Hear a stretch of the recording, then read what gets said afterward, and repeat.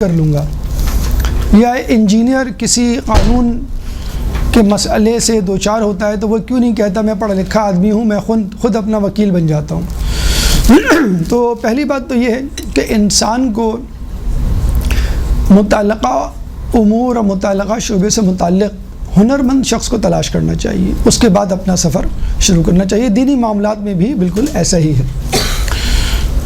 ہم دیکھتے ہیں کہ سورہ بقرہ میں اللہ تعالیٰ فرماتا ہے کہ انی جاعل فی الارض خلیفہ، کہ ہم دنیا میں اپنا خلیفہ بنانے والے ہیں۔ تو دراصل یہ خلیفہ نہیں تھا، وہ پہلا استاد تھا جو دنیا میں بھیجا گیا۔ یعنی استاد کی اہمیت کا اندازہ آپ اس بات سے لگا لیجئے کہ اللہ تعالیٰ نے اس دنیا میں پہلے استاد کو بھیجا اور اس کے بعد شاگردوں کو بھیجا، یعنی امت کو بھیجا، اور پھر یہ سلسلہ جو ہے وہ آگے شروع ہوا۔ حتیٰ کہ ہمیں یہ معلوم ہوتا ہے کہ انبیاء کو بھی استادوں کی ضرورت پڑی، اور جب کوئی استاد ملا تو ان کی ترقی مزید دو چند ہو گئی۔ مثلاً اگر ہم شعیب علیہ السلام کی مثال لیں تو موسیٰ علیہ السلام کو مبعوث کرنے سے پہلے اللہ تعالیٰ نے موسیٰ علیہ السلام کو شعیب علیہ السلام کی استادی میں 10 سال تک رکھا۔ باقاعدہ ایک معاہدہ ہوا کہ تم میری بھیڑ بکریوں کو چراؤ گے، تم یہاں کام کرو گے، اگر چاہو تو میری 2 بیٹیوں میں سے کسی ایک بیٹی کے ساتھ شادی کر لو۔ 10 سال کا پیکیج تھا، اور موسیٰ علیہ السلام نے وہ بالکل شاگردوں کی طرح گزارا۔ اتنا ادب، اتنا احترام کہ کہا یہ جاتا ہے کہ جب شعیب علیہ السلام کھانا کھاتے تھے تو یہ روٹی لے کر اس کے ٹکڑے نوالے بنا بنا کر ان کے سامنے رکھتے جاتے تھے، اور اس وقت تک کھڑے رہتے جب تک شعیب علیہ السلام اپنا کھانا ختم نہیں کر لیتے۔ پھر اس کے بعد شعیب علیہ السلام نے 10 سال کی مدت پوری ہونے کے بعد ان کو کچھ بھیڑ بکریاں دی اور ان کی زوجہ کو ان کو ساتھ کیا، اور پھر یہ اپنے ملک مصر کی طرف روانہ ہوئے، اور رستے ہی میں پھر اللہ تعالیٰ نے ان کو کوہ طور پہ بلایا اور وہ کلیم اللہ کہلائے۔ تو اقبال نے کیا خوب کہا ہے، اگر کوئی شعیب آئے میسر، شبانہ سے کلیمی 2 قدم ہے۔ یعنی اگر ایک اچھا استاد آپ کو مل جائے تو چرواہے سے نبوت کا سفر، گڈریے سے رسالت کا سفر بہت مختصر ہو جاتا ہے، بہت جلدی آدمی آگے پہنچ جاتا ہے۔ ہو سکتا ہے جو منزل آپ نے متعین کی ہے اس تک آپ خود بھی پہنچ جائیں، لیکن لڑکھڑاتے ہوئے، گرتے پڑتے، ٹھوکر کھاتے، زخمی ہونے کے بعد، کئی غلطیاں خطائیں کرنے کے بعد آپ اس تک پہنچیں۔ لیکن اگر استاد موجود ہے تو آپ فوراً اپنی منزل تک بہت جلدی پہنچ پائیں گے، کیونکہ جو غلطیاں پہلے لوگ کر چکے ہیں ان سے وہ اپنے استاد کے ذریعے متنبہ ہو جاتا ہے۔ پھر ہم دیکھتے ہیں کہ موسیٰ علیہ السلام جب توریت لے کے آتے ہیں، اچھا اب یہ کہہ سکتے ہیں کہ ان کو اس وقت نبوت نہیں ملی تھی، اس لیے ان کے لیے ایک ٹریننگ پیریڈ کی ضرورت تھی۔ جیسے ایک ڈاکٹر کو ہاؤس جاب کرنی ہوتی ہے تو موسیٰ علیہ السلام نے بھی سمجھ لیں ایک ہاؤس جاب کر لی، ٹریننگ لے لی، اب ان کو پریکٹس یعنی تبلیغ شروع کر دینی چاہیے تھی۔ نبوت مل گئی، رسالت مل گئی، توریت مل گئی۔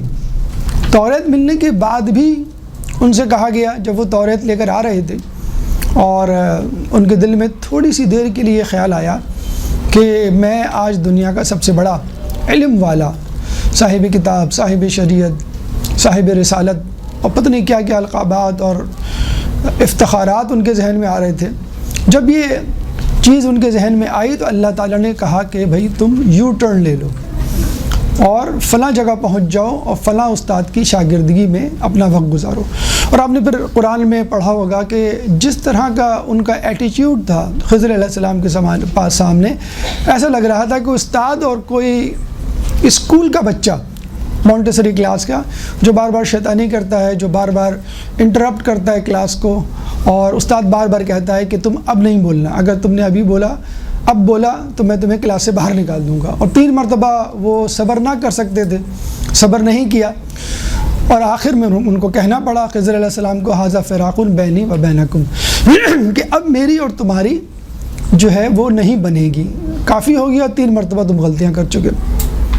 تو کہنے کا مقصد یہ ہے کہ جب ایک نبی نبوت سے پہلے اور صاحب کتاب صاحب شریعت اپنے عروج پر جانے کے بعد بھی ایک استاد کا جسے کہتے ہیں کہ محتاج ہو سکتا ہے، تو ہم جیسے لوگ چاہے ہم کتنا ہی دعویٰ کیوں نہ کر لیں کہ ہم ماڈرن دور میں ہیں یا دیندار گھرانے میں ہیں یا ایسے شہر میں ہیں جہاں علم کا بول بالا ہے، اس کے باوجود نبی کے مقام پر ہم پھر بھی نہیں پہنچ سکتے، جس کا تعلق اللہ تعالیٰ سے بالواسطہ ہوتا ہے۔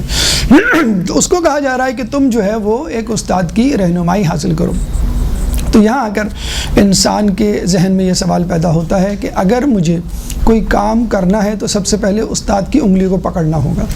تو علم دین کے راستے پہ چلنے سے پہلے سب سے پہلے جو آپ کو کام کرنا ہے وہ استاد کی رہنمائی، یعنی یہ کام آپ کی نیت سے پہلے، آپ کے تزکیہ نفس سے پہلے جو دیگر شرائط ہیں ابھی آگے آئیں گی، تقوی سے پہلے، زہد سے پہلے، استقامت سے پہلے اور دعا سے پہلے، 6 مزید شرائط انشاءاللہ اس کا تذکرہ کریں گے۔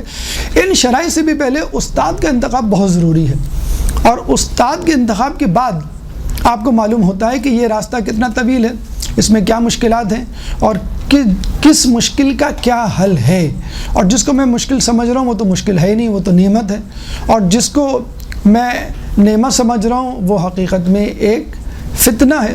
تو یہ آپ کی استاد کی جسے کہتے ہیں کہ رہنمائی ہے جو آپ کو مشکلات سے نکالے گی۔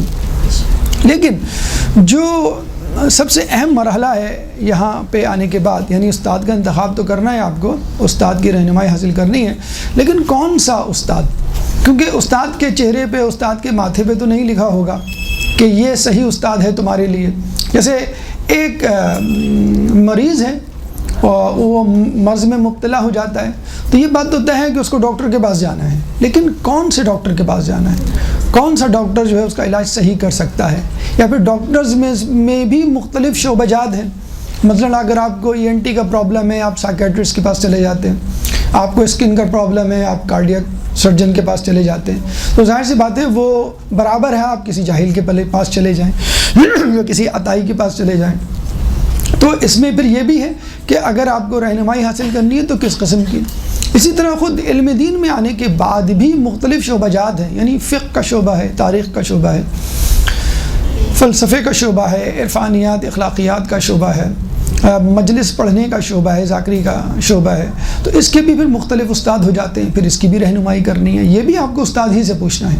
تو اہم ترین چیز یہ ہے کہ انسان سب سے پہلے استاد کا انتخاب کرے، کیونکہ انبیاء نے بھی استاد کا انتخاب کیا۔ اس کے بعد جس شعبے میں آپ ایکسپرٹیز حاصل کرنا چاہتے ہیں، یعنی جیسے مختلف دنیاوی علوم میں مختلف فیلڈز ہوتی ہیں، پھر کوئی فزکس پڑھنا چاہتا ہے، کوئی کیمسٹری پڑھنا چاہتا ہے، کوئی میڈیسن، کوئی انجینئرنگ، تو اس کے مختلف اسکولز، کالجز، یونیورسٹیز اور مختلف استاد ہوتے ہیں۔ اسی طرح دین کے معاملے میں بھی ہے۔ اب یہاں پر فقط شرائط یا میزان یا معیار علم نہیں ہے، علم کے علاوہ بھی بہت ساری چیزیں ہیں، یعنی تزکیہ نفس ہو چکا ہو اس استاد کا، وہ خود ملنسار، انکسار، تکبر سے عاری ہو، متقی پرہیزگار ہو، ان میں یہ تمام صفات موجود ہوں تو آپ آگے بڑھیں گے۔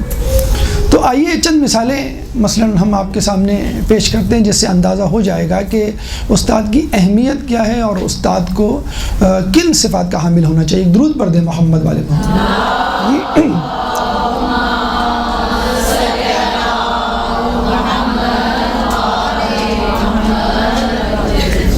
دیکھیے پہلی بات تو آپ یہ ذہن میں رکھ لیجئے کہ آپ کتنے ہی بڑے آدمی کیوں نہ ہوں، پیسے کے اعتبار سے، منصب کے اعتبار سے، خاندانی جاہ و جلال کے اعتبار سے، استاد کی رہنمائی آپ کو پڑے گی ہمیشہ۔ مثلا ایک جملہ بہت خوبصورت کہا جاتا ہے کہ بادشاہ لوگوں پر حکمران ہوتے ہیں اور علماء بادشاہوں پر حکمران ہوتے ہیں۔ یعنی بادشاہ لوگوں پر حکومت کرتا ہے اور اپنا حکم صادر کرتا ہے، لیکن بادشاہ بھی محتاج ہوتا ہے عالم کا، وزیر کا، جسے ہم کہتے ہیں نا، وزیر ہمیشہ کوئی عالم ہی ہوتا ہے، وہ کسی خاص فیلڈ میں ہو، علم دین میں ہو۔ مثلا ہمیں ایک واقعہ ملتا ہے ارسطو اور سکندر کا، یہ دونوں کہیں جا رہے تھے تو راستے میں دریا آیا۔ ارسطو نے کہا کہ ہمیں نہیں معلوم کہ دریا کی گہرائی کتنی ہے، تو بہتر یہ ہے کہ کوئی ایک آدمی آگے چلا جائے اور وہ دریا کی گہرائی کو درک کر لے اور اس کے بعد دوسرا آ جائے، دونوں کا ایک ساتھ جانا مناسب نہیں۔ اب مسئلہ ہے کہ کون آگے جائے پہلے۔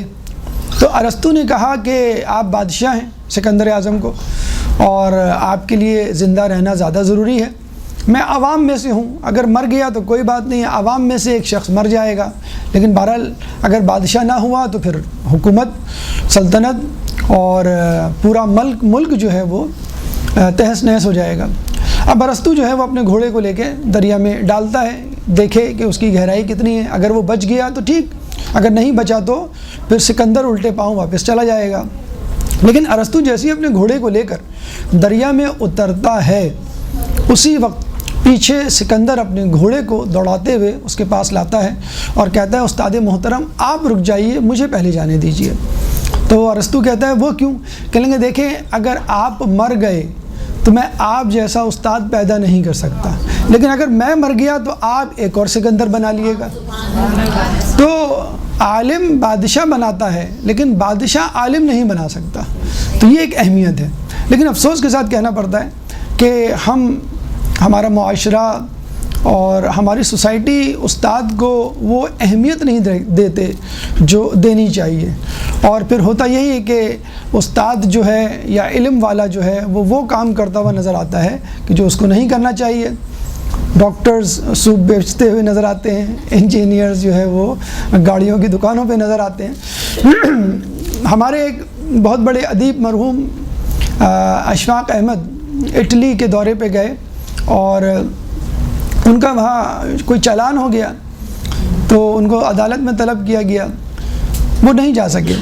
دوسرے دن گئے تو عدالت نے ان کے آتے ہی پوچھا کہ بھئی آپ کل کیوں نہیں آئے، کل آپ کی ڈیٹ تھی۔ کہیں کل اصل میں میرا لیکچر تھا یونیورسٹی میں اس وجہ سے۔ تو کہتے ہیں جج فوراً کھڑا ہو گیا اور اس کے کھڑے ہوتے ہی تمام وکلاء اور سامعین یا شرکاء جو موجود تھے وہ بھی کھڑے ہو گئے ادب میں کہ آپ ایے ٹیچر ہیں، آپ استاد ہیں؟ کہنے لگا جی ہاں میں استاد ہوں۔ تو یہ سنتے ہی، یہ دیکھتے ہی استاد اشفاق احمد نے کہا کہ میں سمجھ گیا کہ ہماری تنزلی کا راز کیا ہے اور ان کی ترقی کا راز کیا ہے۔ تو وہاں پر موجود جو ترقی ہے ہمیں مغرب میں نظر آتی ہے وہ استاد کی مرہون منت ہے کہ یہاں پر جہاں مینیجر کی اور باس کی وہ اہمیت ہوتی ہے وہاں استاد کی اہمیت ہوتی ہے۔ یعنی استاد یہاں پر اپنے مینیجر اور باس کسی بھی ڈپارٹمنٹ میں ہو، وہ یونیورسٹی، کالج، ہاسپٹل، وہ اپنے مینیجر یا باس کے جسے کہتے ہیں کہ در پہ ہوتا ہے کہ مجھے کیا چاہیے کیا نہیں چاہیے، جبکہ وہاں پہ استاد ڈکٹیٹ کروا رہا ہوتا ہے مینیجر کو یا باس کو یا ہاسپٹل کو یا یونیورسٹی کے ہیڈ کو کہ مجھے یہ چیزیں چاہیے وہاں پہ۔ تو کہنے کا مقصد یہ ہے کہ اگر ہم استاد کو اہمیت دیں گے تو ہم آگے جا پائیں گے، ورنہ نہیں۔ لیکن یہاں پر جہاں استاد کی اپنی قدر و قیمت ہے وہاں پہ خود شاگرد اس سے کتنا کسب کر سکتا ہے، یہ شاگرد کا خود کا کمال ہے۔ یعنی ایسا بھی ہوا ہے کہ بہت سارے استاد بہت سارے زمانوں میں بہت سارے مقاموں پر موجود تھے، لیکن ان استادوں سے انہی لوگوں نے کسب کیا جو ان کی اہلیت قدردانی کو جانتے تھے۔ مثلاً ہم مثال دیں گے کہ امام خمینی جب قم میں آئے پڑھنے کے لیے تو وہاں پہ ان کے استاد آیت اللہ شاہ آبادی موجود ہوا کرتے تھے۔ کہتے تھے کہ ان کی کلاس میں 2 یا 3 افراد ہوا کرتے تھے، لیکن زیادہ تر ایک ہی شخص ہوا کرتا تھا، ایک ہی اسٹوڈنٹ، دیٹ از خود امام خمینی۔ اور کہتے ہیں 6 سال تک انہوں نے ان سے درس لیا اور 6 سال کے بعد وہ وہاں سے چلے گئے۔ آیت اللہ شاہ آبادی بھی اتفاقاً اگلے ہی سال چلے گئے۔ لوگ کہتے ہیں کہ یہ بھی ایک معجزہ تھا کہ آیت اللہ شاہ آبادی تہران سے قم آئے اور وہ بھی قم آئے، اور دونوں ایک ساتھ 6 یا 7 سال کے عرصے کے لیے آئے، اور دونوں ہی اپنے طور پہ جب وہ ان کا سلیبس کورس یا کتاب مکمل ہوئی وہ وہاں سے چلے گئے۔ تو یہ ان کی استقامت تھی، یہ ان کا احترام تھا کہ جس کی وجہ سے انہوں نے کسب کیا۔ امام خمینی جب بھی اپنے استاد، یعنی چاہے وہ عرفہ میں سے ہوں، چاہے وہ فقہ کے ہوں، چاہے وہ فلسفے کے ہوں، جب بھی اپنے استاد کا تذکرہ کرتے تو کہتے کہ میری جان ان پر فدا ہو، خدا تعالیٰ ان کو غریق رحمت کرے، پھر اپنی بات جو شروع کیا کرتے تھے۔ شیخ طوسی جو کہ شاگرد تھے سید مرتضیٰ علم الہدیٰ، شیخ مرتضیٰ انصاری کے، تو کہتے ہیں کہ وہ جب بھی اپنے استاد کا تذکرہ، سید مرتضیٰ علم الہدا کے جب بھی اپنے استاد کا تذکرہ کیا کرتے تھے تو کہا کرتے تھے کہ اللہ تعالیٰ ان پر درود و سلام بھیجے، اور پھر اپنی گفتگو کو آگے بڑھاتے تھے۔ تو لوگ کہتے تھے کہ آپ اتنا زیادہ ادب و احترام، تو وہ یہی کہا کرتے تھے کہ ان کی وجہ سے میں اس مقام پر پہنچا ہوں۔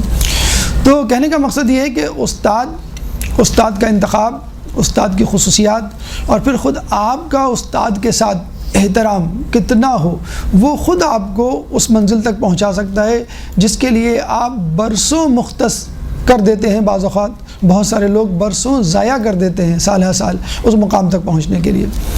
تو یہ پہلی شرط جو آپ کو علم کے راستے پہ چلنے کے لیے پوری کرنی ہے، یعنی استاد کا انتخاب۔ آج کل کے دور میں اس طرح کا معاملہ تو نہیں ہو سکتا، یعنی آپ کسی استاد کا انتخاب کریں، پھر اس کے گھر جائیں، اس کے مدرسے جائیں، پھر اس کے ساتھ عموماً لوگ بود و باش اختیار کیا کرتے تھے، وہاں رہتے تھے اور پھر کسب علم کیا کرتے تھے۔ لیکن بہرحال جو طریقہ کار یہاں موجود ہے، مدارس کا سلسلہ ہے یا انٹرنیٹ کا ہے، تو اس سے استفادہ حاصل کرتے ہوئے، ادب و احترام کے دائرے میں رہتے ہوئے، مشورہ اور تجاویز حاصل کرتے ہوئے اگر آپ اپنے راستے کو طے کریں گے تو بہت جلدی طے ہوگا بنسبت اس حالت کے جو آپ اکیلے میں طے کر رہے ہیں۔ تو یہ ایک پہلی شرط ہے۔ اب آئیے دوسری شرط کی طرف، اور وہ ہے نیت۔ اس سے پہلے ایک درود پڑھ دیں محمد والے محمد میں۔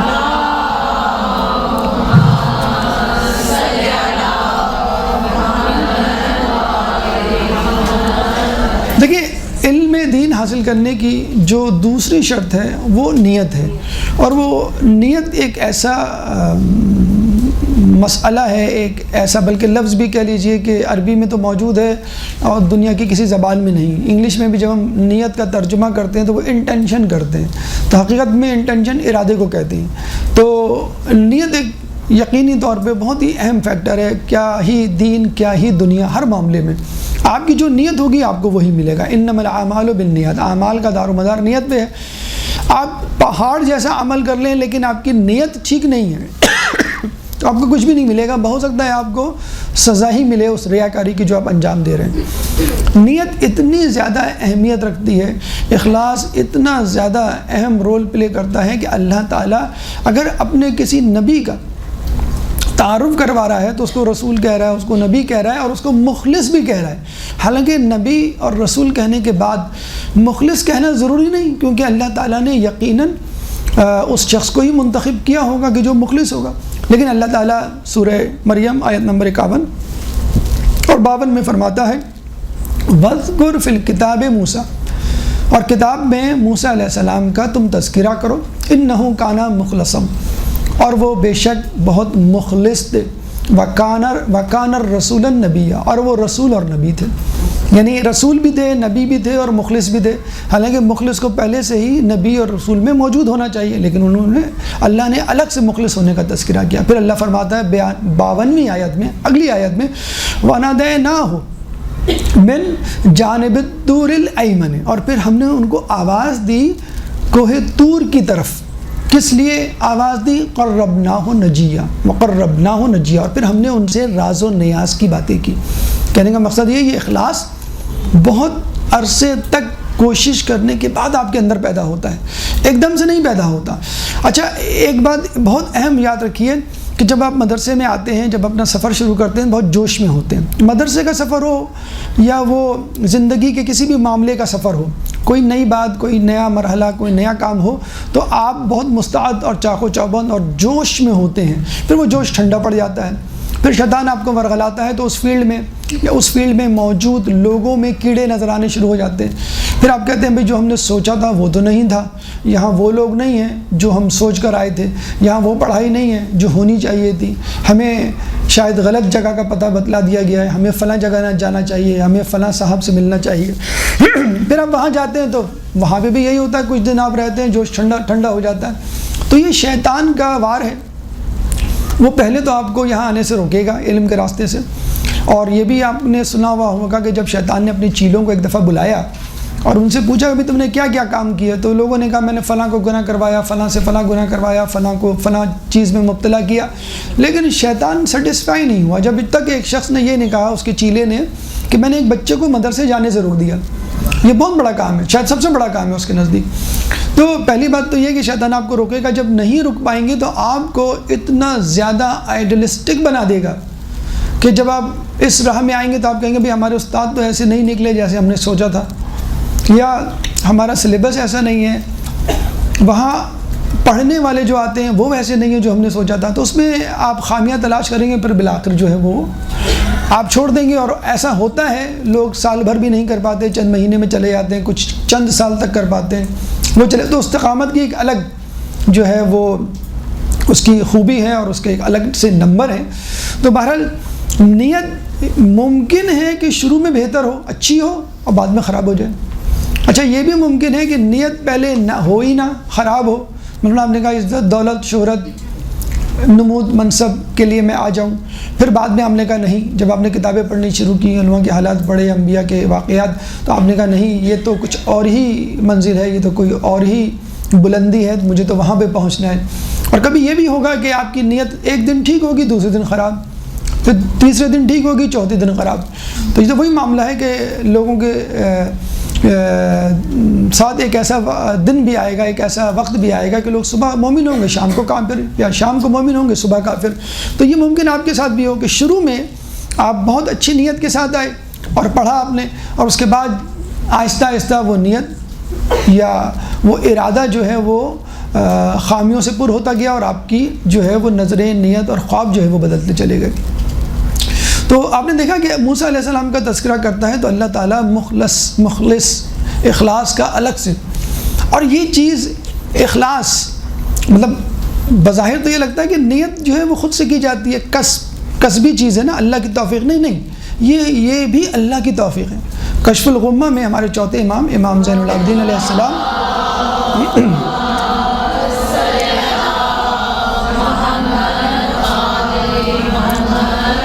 الاخلاص سر، اخلاص ایک راز ہے، من اسراری، میرے رازوں میں سے، استودعت ہو، میں اس کو دیتا ہوں، من احببتا، کہ جس کو میں چاہتا ہوں یا جو مجھے چاہتا ہے، من عبادی، میرے بندوں میں سے.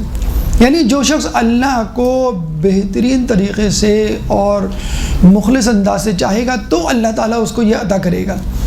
اور ہر کسی کو یہ اخلاص ملتا بھی نہیں ہے. اور حقیقت میں جو چیز آپ کو روزانہ چیک کرنی چاہیے زندگی میں اور اپنی دینی سفر میں، وہ آپ کی نیت ہے.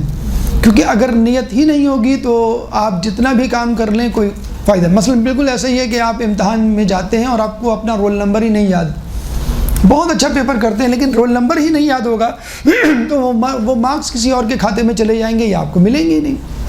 تو نیت کو آپ کو مسلسل چیک کرنا ہے اور پھر جو ہے وہ آگے بڑھنا ہے. میڈیکل کالجز میں، بلکہ شاید ہر کالج یونیورسٹی میں ایسا ہوتا ہے کہ جب آپ فارغ التحصیل ہوتے ہیں تو آپ کے اپنے پروفیشن سے متعلق ایک اوتھ لیا جاتا ہے. میڈیکل میں ایک اوتھ لیا جاتا ہے کہ آپ مریض کی خدمت کریں گے، آپ اس پیشے کو ذاتی مفاد، مال اور منصب کے لیے نہیں استعمال کریں گے. وہ اوتھ آپ پڑھتے ہیں اور پھر وہ جو ہے آپ کو ڈگری دی جاتی ہے. تو جب جسمانی امراض کو دور کرنے کے لیے عہد و پیمان کیا جاتا ہے تو روحانی امراض دور کرنے کے لیے ایک استاد کے ساتھ عہد و پیمان کیوں نہ کیا جائے. تو یہاں آنے سے پہلے ایک عہد و پیمان آپ کے ساتھ ہونا چاہیے. کہتے ہیں کہ ملا سدرہ، جن کو صدر کہا جاتا تھا، علماء کا صدر، جب وہ کسی کو اپنے مدرسے میں داخلہ دیتے تھے تو 4 چیزوں کا عہد و پیمان لیا کرتے تھے. مثلا پہلی چیز وہ یہ کہا کرتے تھے کہ تم اس علم کو مال کے لیے نہیں استعمال کرو گے، مال کمانے کے لیے. نمبر 2، تم اس علم کو منصب کے لیے نہیں استعمال کرو گے، یعنی کسی عہدے کے لیے. نمبر 3، تم اس علم کو حاصل کرتے ہیں وہ یا اس کے بعد معصیت میں مبتلا نہیں ہوگی، یعنی حد المقدار تمہاری یہ کوشش ہوگی کہ تمہیں معصیت میں مبتلا نہ ہو. نمبر 4، تم کسی کی اندھی تقلید نہیں کرو گے، یعنی یہ نہیں کہ آپ نے کسی کو دیکھ لیا اور اس نے آپ کا ہاتھ پکڑ لیا، انگلی پکڑ لی، بھئی تمہیں یہ کام کرنا ہے، تو آپ نے کہا چلیں ٹھیک ہے کرنا ہے، بغیر پوچھے ہوئے، بغیر تجزیہ کیے ہوئے، بغیر کسی تصدیق کے آپ اس کے پیچھے چل پڑے۔ یعنی ان استادوں سے ہوشیار کیا گیا ہے جو حقیقت میں استاد نہیں۔ اگر آپ نے ایسا نہ کیا اور آپ کی نیت میں فطور ہوا تو پھر کیا ہوگا کہ آپ عالم تو بن جائیں گے، لیکن پھر ہوگا یہ کہ آپ کسی لالچ میں اپنے علم کو استعمال کریں گے۔ مثلا یحییٰ ابن اقسم کے بارے میں کہا جاتا ہے کہ جب ہمارے نوے امام تقی علیہ السلام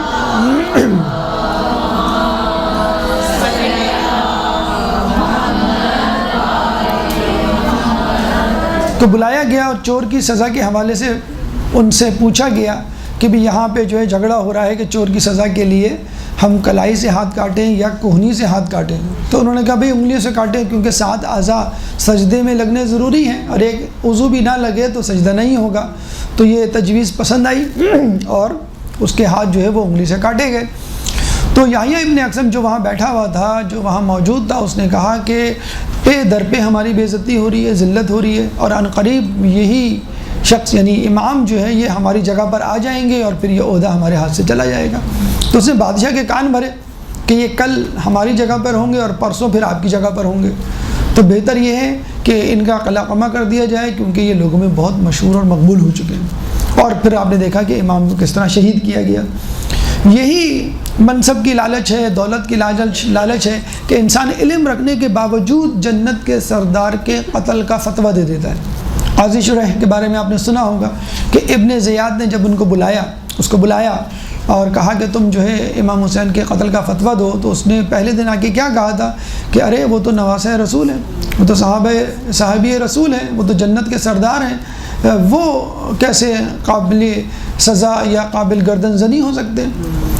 تو ان کو واپس بھیج دیا گیا کہ آپ واپس چلے جائیں۔ ابن زیاد نے رات میں ایک سونے سے بھری ہوئی اشرفی کی تھیلی ان تک پہنچا دی، گھر تک، اور جو ہے ان کو دوسرے دن بلایا۔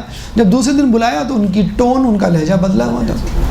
تو قاضی شریح سے پوچھا گیا کہ بھائی اب آپ کیا کہتے ہیں ان کے قتل کے فتوے کے بارے میں؟ تو انہوں نے کہا کہ میں نے رات بھر سوچا ہے اور میں اس نتیجے پہ پہنچا ہوں کہ وہ قابل گردن زنی اور ان کا جو ہے قتل جائز ہے۔ انہوں نے کہا بھی کیا دلیل ہے؟ کہ پہلی دلیل تو یہ کہ انہوں نے حاکم وقت، خلیفہ وقت، خلیفۃ المسلمین کی بیعت سے انکار کر دیا۔ دوسری دلیل یہ ہے کہ وہ کوفے والوں کو اکسا رہے ہیں۔ تیسری دلیل یہ ہے کہ وہ کربلا جنگ کرنے کے لیے آ پہنچے ہیں۔ تو ابن زیاد نے کہا اس میں وہ چوتھی دلیل آپ نے شامل نہیں کی جو میں نے کل رات آپ کو بھجوائی تھی؟ تو انہوں نے کہا ہاں جی وہ چوتھی دلیل بھی اس میں شامل ہے۔ تو کہنے کا مقصد یہ ہے کہ جب آدمی کی نظر منصب اور دولت پر ہو یا دنیاوی مفاد پر ہو تو وہ علم رکھنے کے باوجود بھی پھر غلط فیصلے کرتا ہے۔ پھر بادشاہ اس کو پڑھا رہا ہوتا ہے، پھر جو ہے وہ جاہل اس کو ڈکٹیشن دے رہا ہوتا ہے۔ تو یہ وہ تزکیہ نفس ہے جو ہر انسان کو کرنا چاہیے، یہ وہ نیت ہے جو ہر انسان کے دل میں ہونی چاہیے، ورنہ نیت کے بغیر انسان اپنے علم کو بیچ رہا ہوتا ہے۔ اب آئیے تیسری شرط کی طرف، اور وہ ہے تزکیہ نفس۔ ایک درود پڑھ دے محمد والے محمد۔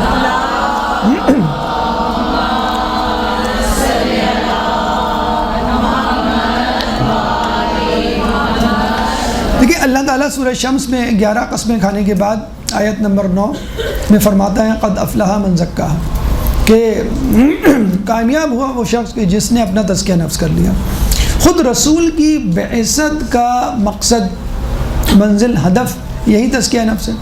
یعنی سورہ جمعہ آیت نمبر 2، سورہ جمعہ قرآن کا 62واں سورہ ہے، چیپٹر 62 ورس نمبر 2، کہ قد بعث هو الذي قد بعث في الأميين رسولا منهم يتلو عليهم آياته ويزكيهم ويعلمهم الكتاب والحكمة وإن كانوا من قبل لفي ضلال مبين، کہ وہی تو ہے کہ جس نے مبعوث کیا تمہیں میں سے ایک رسول جو تمہارے سامنے ہماری آیاتیں پڑھ کے سناتا ہے، وَيُزَكِّيهِمْ تمہارا تزکیہ نفس کرتا ہے، وَيُعَلِّمُهُمُ الْكِتَابَ اور تم کو کتاب و حکمت کی تعلیم دیتا ہے، ورنہ اس سے پہلے تم صریحاً گمراہی میں پڑے ہوئے تھے۔ اچھا یہاں پر ایک بحث علماء اعلان کی کہ وَيُزَكِّيهِمْ پہلے ہے، وَيُعَلِّمُهُمُ الْكِتَابَ بعد میں ہے۔ تو اس کا نتیجہ کنکلوژن لوگوں نے یہ نکالا ہے کہ اصل میں تزکیہ نفس زیادہ اہم ہے کسب علم سے۔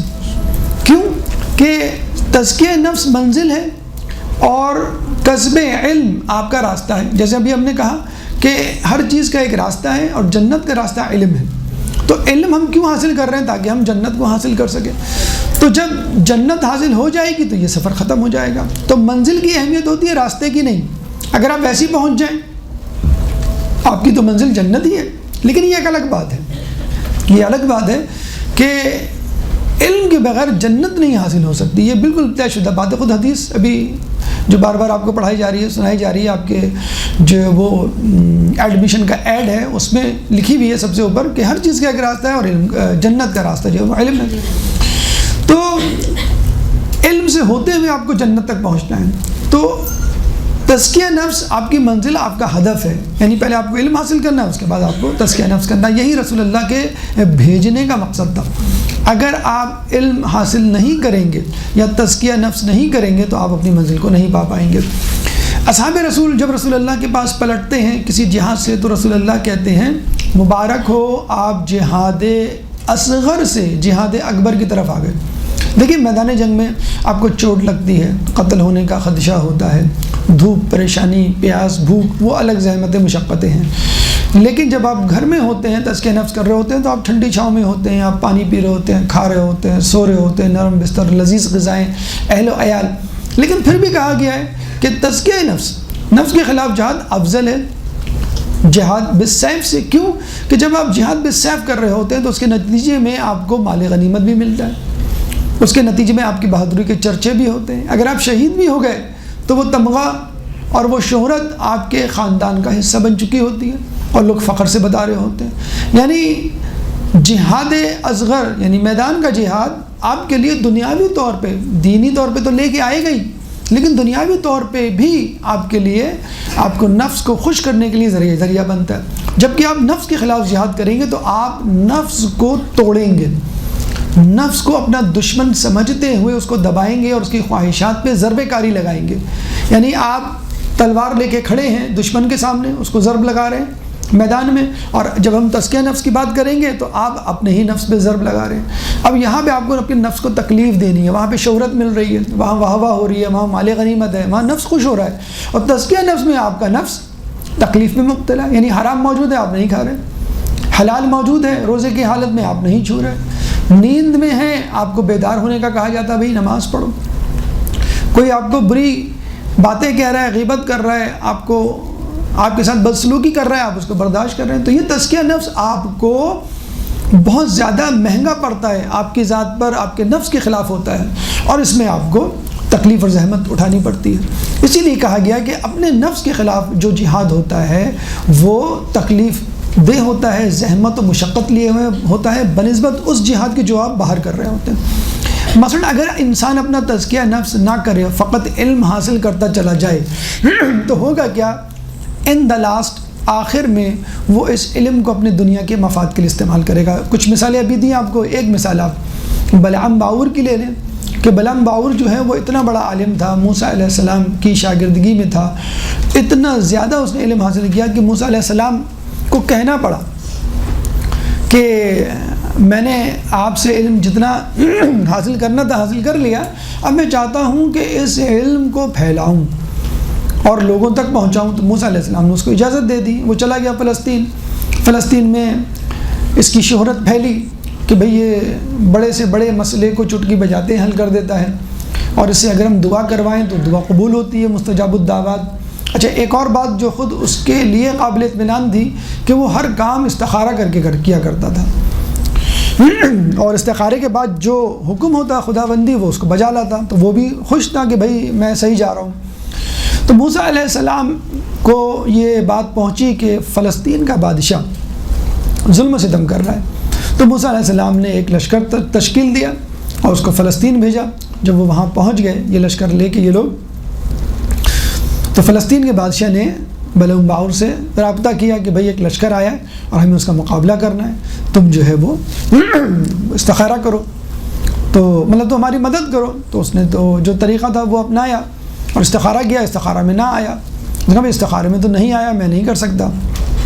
تو وہ قاضی شرح کی طرح کہ درم و دینار کی تھیلیاں اور بوریاں پہنچا دی گئیں، اور پھر کہا گیا کہ اب آپ کیا کہتے ہیں؟ تو اس نے کہا کہ اصل میں استخارے میں تو نہ آ چکا ہے، لیکن چلو ٹھیک ہے میں پھر دوبارہ کر لیتا ہوں.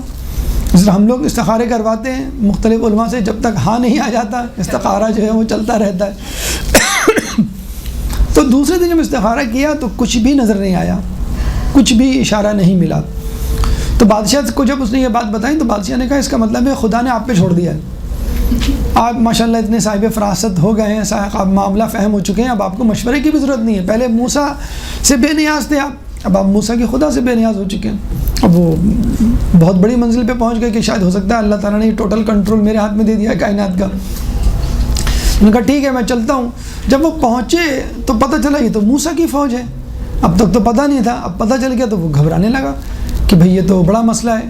تو پھر درم و دینار کے دہانے کھلے. اس نے کہا تو کیا ہوا، اگر موسیٰ ہے تو میری تو ہر دعا قبول ہوتی ہے. اب یہ سمجھنے لگا کہ میں موسیٰ سے بھی اعلیٰ درجے پہ پہنچ گیا. تو اس نے دعا کی. دعا کے لیے جب ہاتھ اٹھائے تو دعا کرنی تھی کہ اللہ بادشاہ کو فتح دے اور موسیٰ کو شکست. تو کہتے ہیں کہ اس کی زبان سے یہ نکلتا کہ موسیٰ کو فتح دے بادشاہ کو شکست، جو ہونی چاہیے دعا. بادشاہ کے خلاف جا رہی تھی یہ دعا. تو بادشاہ نے کہا کیا دعا کر رہے ہیں آپ؟ یہ بالکل الٹی دعا ہے. کہیں گے نہیں میں تو وہی دعا کر رہا ہوں جو تم نے کہی تھی. کہیں گے نہیں جب آپ کہتے ہیں تو الفاظ ہمیں تو یہی سنائی دیتے ہیں. اب یہ گیا پھر دوبارہ، لیکن اس کے منہ سے وہی نکلا جو خدا نکلوانا چاہتا تھا کہ موسیٰ کو فتح دے بادشاہ کو شکست. جب یہ تیسری مرتبہ گیا تو اس کے گدھے نے جانے سے انکار کر دیا کہ یہ موسیٰ ہے، موسیٰ کی فوج ہے، کیا تو اتنی معرفت نہیں رکھتا؟ یعنی اس کا جانور صاحب معرفت تھا، وہ خود نہیں تھا. تو اس نے اپنے گدھے کو لات ماری، یعنی جو کام گدھے کو کرنا چاہیے تھا وہ انسان نے کیا، اور وہ پھر آگے بڑھ گیا. اور کہتے ہیں کہ اس دفعہ اس نے پوری قوت کے ساتھ ہاتھ اٹھا کے دعا کی، اور کہتے ہیں جیسے اس نے دعا کی اس کی زبان باہر آئی اور باہر نکل کے لٹک گئی، جیسے داڑھی ایک بہت بڑی سی لمبی سی داڑھی ہو کسی کی اور وہ لٹکی رہی. باقاعدہ قرآن میں اس کا تذکرہ اسی طرح آیا ہے کہ یہ وہ لوگ ہیں کہ جن کو تم دھتکار دو تو بھی ان کی زبان لٹکی رہے، جن کو تم بلاؤ تو بھی ان کی زبان لٹکی رہے، پھر عمر بھر اس کی زبان اسی طرح لٹکی رہی. تو یہ وہ معاملہ ہے کہ جب انسان دنیا کے لیے علم کماتا ہے تو پھر اللہ تعالیٰ اس کو نہ دین کا رکھتا ہے نہ دنیا کا رکھتا ہے. ایک درود پڑھ دے محمد والے محمد.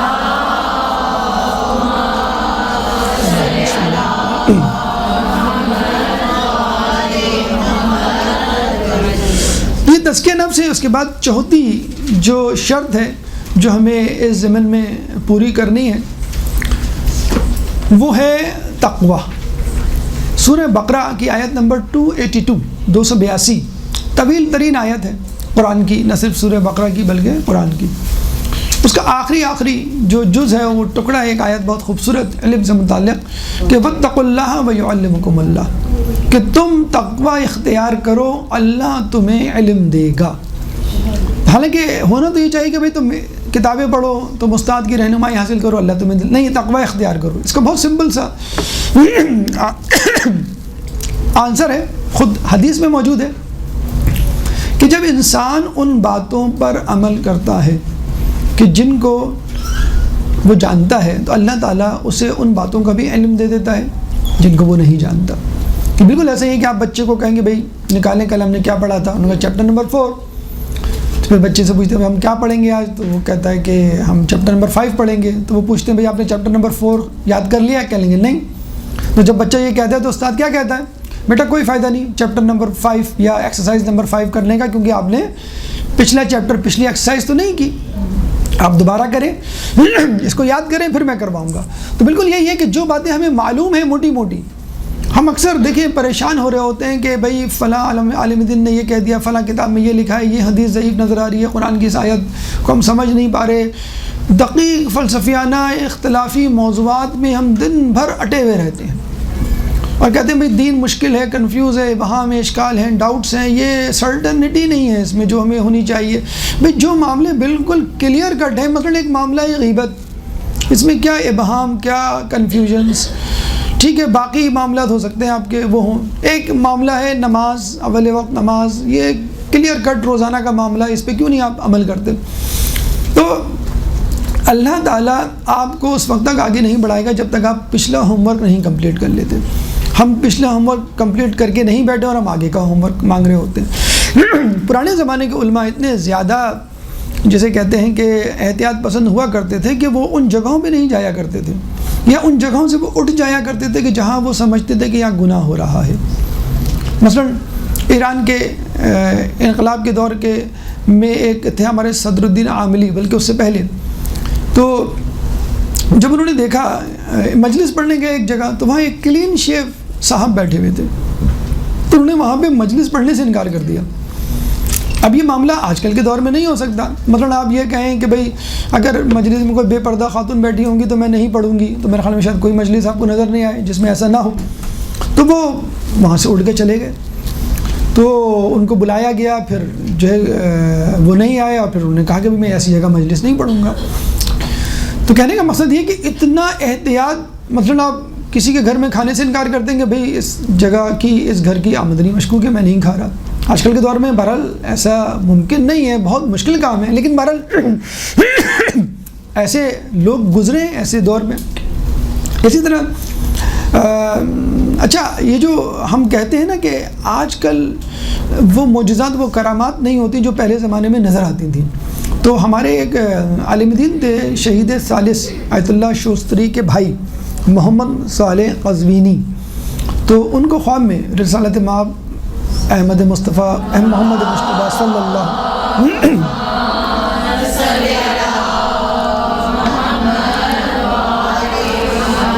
نظر آئے، تو انہوں نے موقع سے فائدہ اٹھایا۔ ہم لوگ ہوتے تو فوراً کوئی حاجت طلب کر لیتے، بھئی یہ دعا، یہ بات ہماری مکمل کر دیں، یہ ہماری آرزو تمنا خواہش۔ تو رسول سے پوچھا کہ پہلے زمانے میں جو علماء ہوا کرتے تھے وہ صاحب کرامت اور صاحب مکاشفہ ہوا کرتے تھے، لیکن آج کل کے دور میں ایسے علماء نہیں، بلکہ یہ سوال آپ لوگوں سے بھی پوچھا جاتا ہوگا۔ وہ کرامات اور وہ صاحب مکاشفہ اس کو کہتے ہیں کہ وہ علماء، وہ افراد جو ائمہ سے، معصومین سے حالت بیداری میں گفتگو کرتے ہوں۔ وہ آیت اللہ بہجت، آیت اللہ مرشد نجفی اور اس سے پہلے ایسے لوگ گزرے ہیں کہ جو حالت بیداری میں، مقدس اردبیلی حالت بیداری میں امام سے گفتگو اور بات چیت کیا کرتے تھے، حالت خواب میں نہیں۔ وہ حالت خواب میں بھی ایک بات کرنا بھی بہت بڑا اعزاز ہے، لیکن حالت بیداری میں۔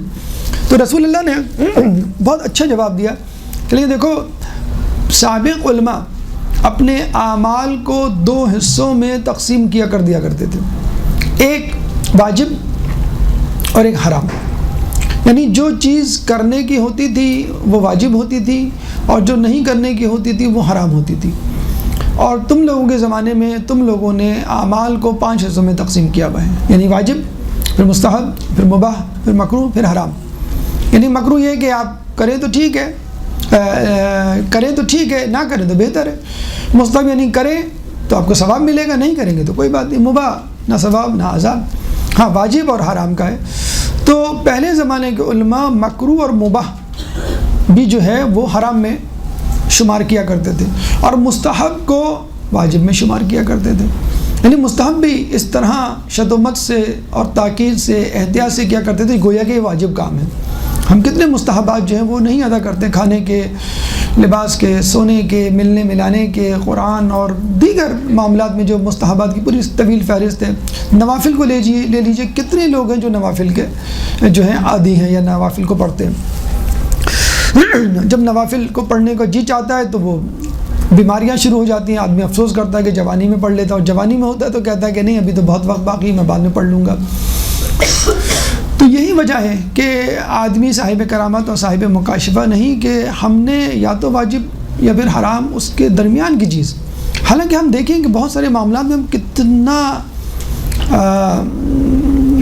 اہتمام کرتے ہیں، مثلا فیشن میں ہم اہتمام کرتے ہیں، ہمیں میچنگ چاہیے ہوتی ہے، ہم جو ہے حجاب بھی کر رہے ہوتے ہیں تو وہ اس میں بھی میچنگ ہونی چاہیے اسکارف کی، باقی لباس کے ساتھ۔ ہم جو ہے وہ مجلس میں بھی جا رہے ہوتے ہیں تو اس میں بھی فیشن کا خیال رکھا جا رہا ہوتا ہے۔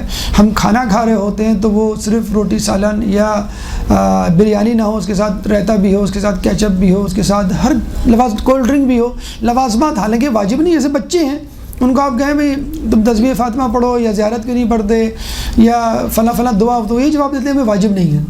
تو بچوں کو یہی جواب دیا کریں کہ جب وہ فرینچ فرائز یا برگر کھائیں، بلکہ برگر کے ساتھ فرینچ فرائز ضروری نہیں ہے، فرینچ فرائز کے ساتھ پھر کیچپ بھی ضروری نہیں ہے، وغیرہ وغیرہ، چٹنی، سلاد، رائتا۔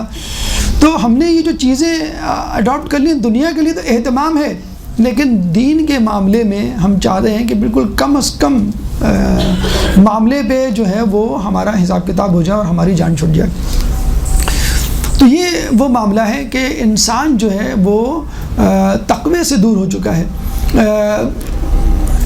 موسیٰ علیہ السلام نے خضر علیہ السلام سے پوچھا کہ وہ کیا ایسی وجہ ہے کہ جس کی وجہ سے اللہ نے تمہیں میرے استاد بننے کا حکم دیا, یعنی کیا ایسی چیز آپ میں تھی کہ آپ اتنے آگے چلے گئے اور میں اتنا آگے نہیں, حالانکہ نبی تھے. تو خضر علیہ السلام نے جواب دیا گناہوں کی دوری کی وجہ سے. دیکھیں ایک تو ہوتا ہے گناہ نہ کرنا, ایک ہوتا ہے گناہ کا خیال بھی دل میں نہ لانا. اب آپ یہ کہہ سکتے ہیں بھئی موسیٰ علیہ السلام بھی معصوم تھے, خضر بھی معصوم تھے, دونوں نے گناہ نہیں کیے ہوں گے, لیکن ایک ہوتا ہے نا گناہ کا خیال. پھر گناہوں کے بعد ترک اولا کی باری آ جاتی ہے کہ ترک اولا آپ نہ کریں. تو بہرحال بہت ساری چیزیں ہیں, بہت سارے مراحل ہیں, 90,000 حجابات ہیں گناہوں کے, اور 90,000 حجابات ہیں نیکیوں کے. یعنی آپ گناہ چھوڑیں گے اسٹیپ بائی اسٹیپ تو وہ 90,000 حجابات ختم ہوں گے, اور پھر 90,000 اس وقت ختم ہوں گے جب آپ نیکیاں کرتے چلے جائیں گے, پھر کہیں جا کے آپ اللہ سے دو بدو ملاقات کر سکیں گے. تو انسان جو ہے وہ جب علم دین حاصل کرتا ہے تو اس کی ذمہ داری ایک عام آدمی کے بنسبت بدرجہ اولا زیادہ ہوتی ہے. یعنی ایک با حجاب, ایک باریش, ایک دینی طالب علم اگر گناہ کرے گا, عالم دین معمم گناہ کرے گا, تو ظاہر سی بات ہے اس کی گناہ کی وجہ سے بہت سارے لوگ گناہوں میں مبتلا ہو جائیں گے کہ بھئی فلاں کر رہے ہیں, فلاں ایسا فیشن کر رہے ہیں کہ جس میں حجاب ٹوٹ رہا ہے, تو ٹھیک ہے بھئی فلاں کر رہی ہیں کیونکہ یہ صحیح ہوگا اس لیے وہ کر رہی ہیں, یا فلاں عالم دین وغیرہ. اسی لیے ہمارے چھٹے امام جعفر صادق علیہ السلام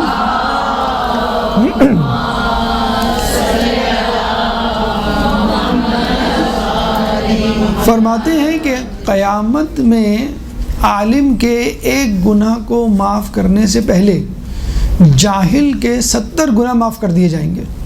کیونکہ جاہل کو معلوم نہیں تھا, اس لیے اس کے گناہ, بہت سارے گناہ معاف کر دیے جائیں گے, اس کو معلوم نہیں تھا. لیکن ان جاہلوں میں وہ جاہل نہیں جو جان بوجھ کر جاہل بنا ہو, مقصر جسے کہتے ہیں. یعنی اب آپ یہ کہیں کہ بھئی اچھا ہے جاہل 70 مرتبہ یا 70 گناہ زیادہ ہم سے فائدے میں رہے گا تو ہم علم ہی نہیں حاصل کرتے. تو علم نہ حاصل کرنا تو خود ایک گناہ ہے. یہ ان جاہلوں کی بات ہو رہی ہے جو قاصر ہیں, مجبور ہیں, جن کو مسئلہ معلوم نہیں تھا, کوشش کی تھی اپنی استطاعت کے مطابق لیکن مسئلہ معلوم نہ ہو سکا اور وہ گناہ کر بیٹھے, بعد میں پتہ چلا کہ بھئی یہ گناہ تھا.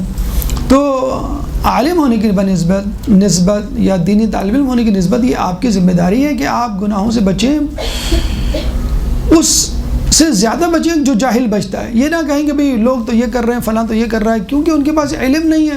اچھا علم ہے بھی, مثلا وہ مجلسیں سنتے ہیں تو وہ معرفت نہیں ہے, وہ یقین نہیں ہے.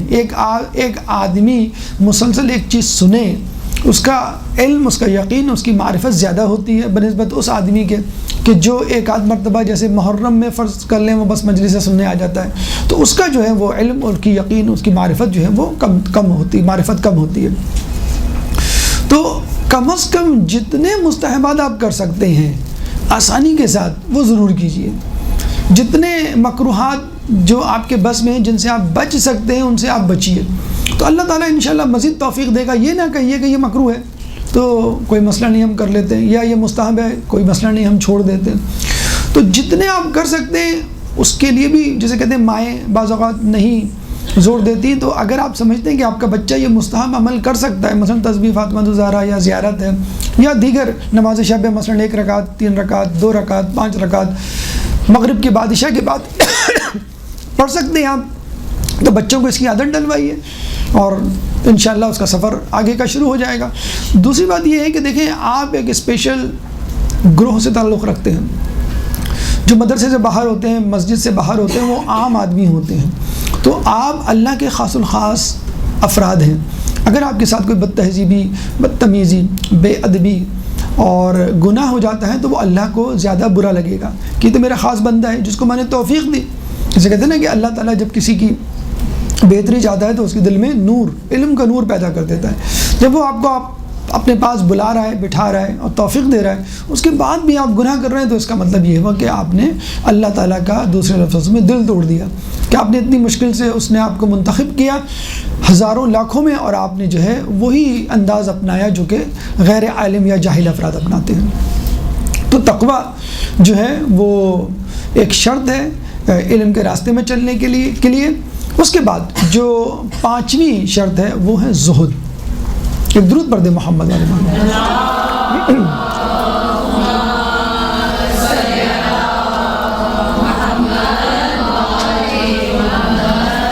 قرآن کے مطابق سورہ حدید آیت نمبر 23، سورہ حدید قرآن کا 57واں سورہ ہے، چیپٹر 57 ورس نمبر 23. اللہ تعالیٰ فرماتا ہے کہ لَكَيْ لَا تَأْسَوْا عَلَى مَا فَاتَاكُمْ وَلَا تَفْرَحُوا بِمَا آتَاكُمْ، کہ اس چیز کا غم نہ کرو جو تمہارے ہاتھ سے نکل جائے، اور اس چیز پر نہ اتراؤ جو تمہارے ہاتھ میں آ جائے. جب مولا کائنات حضرت علی ابن ابی طالب علیہ السلام اللہم صلی علی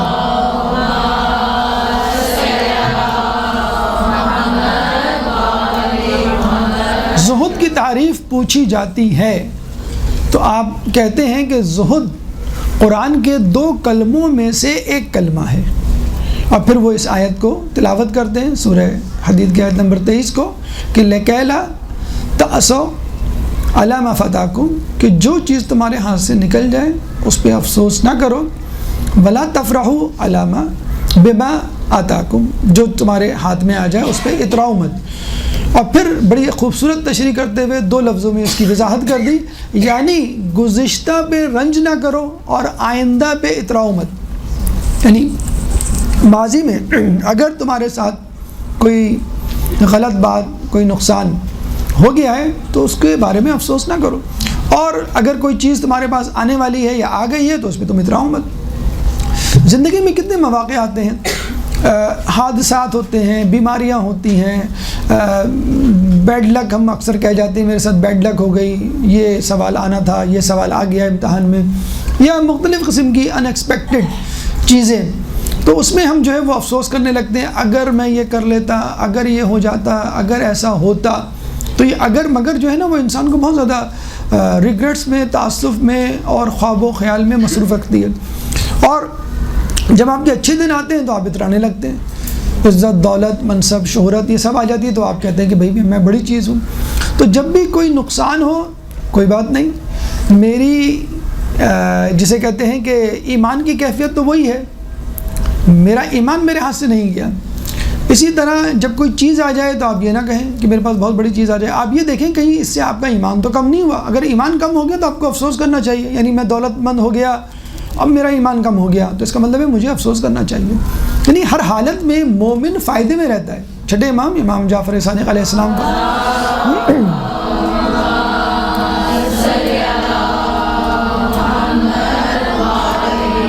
آخر وقت میں جب زہر کی وجہ سے ان کی حالت غیر ہوئی اور رنگ متغیر ہوا تو کنیز بہت پریشان تھی، گھر والے بہت پریشان تھے. تو انہیں لوگوں کو دیکھ کے کہا کہ تم لوگ پریشان کیوں؟ تو لوگوں نے کہا کہ آپ کی حالت دیکھ کے پریشان ہو رہے ہیں، کس مشکل کس تکلیف میں ہیں آپ. تو امام نے کیا خوبصورت جملہ کہا کہ مومن ہر صورت میں فائدے میں رہتا ہے، چاہے اس کے ہاتھ پیر کاٹ کے ڈال دیے جائیں، چاہے دنیا جہاں کی سلطنت اس کے حوالے کر دی جائے. ہاتھ پیر کاٹ کے ڈانٹ دیے جائیں گے تو ایک شہادت، ایک زحمت، ایک مشقت سے گزرے گا جس کا اجر وہ قیامت میں پائے گا. اور اگر اس کو بادشاہت دے دی جائے گی تو انشاءاللہ جنت میں تو جائے گا ہی، اس کو دنیا میں بھی جنت مل گئی، سلیمان علیہ السلام مثلا. تو ہر صورت میں آپ فائدے میں ہیں. آپ یہ نہ کہیں کہ میرا نقصان ہو. نقصان کب ہوگا؟ جب آپ کے گناہوں میں اضافہ ہوگا. نقصان کب ہوگا؟ جب آپ کی نیکیوں میں کمی ہوگی. مال، دولت، رشتہ داریاں، دوست احباب، تعلقات، منصب، شہرت، عزت، ان سے کوئی بھی فائدہ نہیں ہوگا، بلکہ یہ چیزیں آپ کے گلے آ جائیں گی. ان کا حساب دینا پڑے گا. مال کے بارے میں جیسے کہا جاتا ہے نا کہ حلال حساب، حرام عقاب. اگر حلال ہوا تو اس کا حساب دینا پڑے گا، اور اگر حرام ہوا تو سزا ملے گی. آپ کو دونوں صورتوں میں آپ پریشانی میں رہیں گے. اصل چیز ہے ایمان کی دولت، اصل چیز ہے آپ کی نیکیاں، اصل چیز ہے آپ کے گناہوں میں کمی ہو. تو زہد مولانا نے کیا فرمایا کہ 2 کلمات میں سے ایک کلمہ ہے، یعنی گزشتہ پہ رنج نہ کرے اور آئندہ پہ اترائے مت. جس کو یہ 2 کلمے مل گئے اس نے زہد کے دونوں حصوں کو پا لیا. یعنی 2 اسٹیپس میں ہے، جو چیز چلے جائے اس پہ افسوس نہ ہو، جو جب چیز آ جائے تو اس کو غم نہ ہو. اس کا بہترین علاج روزانہ کی بنیاد پر ہم دیکھ سکتے ہیں، جب لائٹ چلی جاتی ہے تو ہمیں افسوس ہوتا ہے، جب آتی ہے تو ہم خوش ہو جاتے ہیں. اب آپ یہ دیکھیے لائٹ جانے پر آپ کے ایمان میں اضافہ ہوا یا کمی ہوئی؟ یعنی کوئی فرق پڑا آپ کے وظیفے میں؟ آپ کی نماز مؤخر ہو گئی، یا آپ جو ذکر کر رہے تھے وہ آپ نے بند کر دیا، یا آپ کا جو ہے وہ دل جو ہے اہل بیت سے نعوذ باللہ خدا نخواستہ دور ہو گیا؟ نہیں. اور لائٹ آنے پہ اگر آپ نے وہی ڈرامہ دوبارہ سلسلہ اس کا شروع کر دیا جو آپ دیکھ رہے تھے، لائٹ چلے جانے میں، تو ہمارے خیال میں لائٹ جانے پر آپ کے ایمان میں اضافہ ہوا ہے، آپ کو خوشی ہونی چاہیے، اور لائٹ آنے پہ آپ کو افسوس ہونا چاہیے کہ بھئی لائٹ آ گئی، اب میں دوبارہ گناہوں میں جو ہے ملوث ہو رہا ہوں. تو اصل چیز ہے نیکیوں میں اضافہ اور گناہوں میں کمی. یہ نہیں کہ مجھے نعمتیں کتنی مل رہی ہیں، نعمتیں ملنے پہ تو آپ کو حساب دینا پڑے گا، جبکہ ایمان ملنے پہ آپ کو جو ہے وہ آپ کا حساب ہلکا ہوگا اور آپ کا راستہ جو ہے وہ بہت جلدی سے سرعت سے طے ہوگا. تو زہد کے حوالے سے بہت سارے واقعات ہمیں ملتے ہیں. سید رضی کا یہاں پہ ایک واقعہ مذکور کرنا، آپ کو منقول کرنا، آپ کو بتلانا ضروری ہے کہ یہ صاحب نہج البلاغہ ہیں اور یہ بھائی ہیں سید مرتضیٰ علم الہدا کے. تو کہتے ہیں کہ اس زمانے کا وزیر جب سید مرتضیٰ علم الہدا اس کے پاس آئے تو اس نے بٹھایا، بات چیت کی اور روانہ کر دیا ان کو. اس کے بعد سید رضی آئے.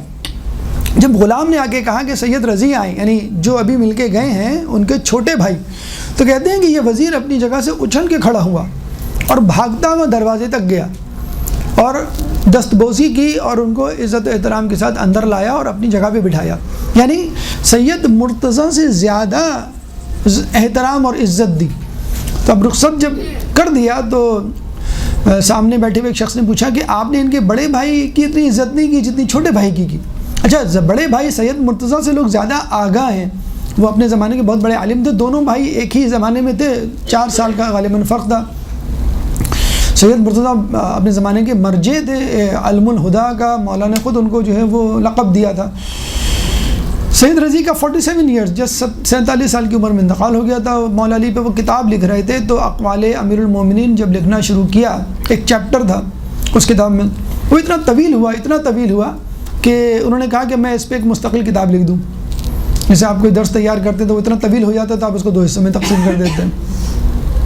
تو سید رضی کے بارے میں اچھا، پھر جب وزیر سے پوچھا کہ آپ نے سید رضی کی زیادہ عزت کی ہے بنسبت سید مرتضیٰ کے بڑے بھائی کے، تو اس نے کہا کہ اس کی ایک وجہ ہے. سید رضی میں نے جتنا زہد دیکھا وہ سید مرتضیٰ میں نہیں دیکھا. پھر اس نے بتایا کہ ایک دفعہ سید رضی کے گھر میں ولادت ہوئی تو میں نے جو ہے اس بہانے مرتبان بھیجا اشرفیوں سے بھرا ہوا. تو وہ ویسے بھی تلاش کرتا تھا مواقع کہ جب میں ان پہ کوئی احسان کر سکوں، کوئی تحفہ دے سکوں، اور ان کے بارے میں مشہور تھا کہ تحفہ نہیں لیتے تھے. تو جب اشرفیوں سے بھرا ہوا تھال ان کے گھر میں پہنچا تو انہوں نے کہا کہ بھئی تمہیں معلوم نہیں کہ ہم تحفہ نہیں لیتے؟ بادشاہ وزیر نے بھیجا ہے، کہیں گے نہیں، اس کو کہہ دو کہ ہم تحفہ نہیں لیتے. اب یہ تھال واپس چلا گیا.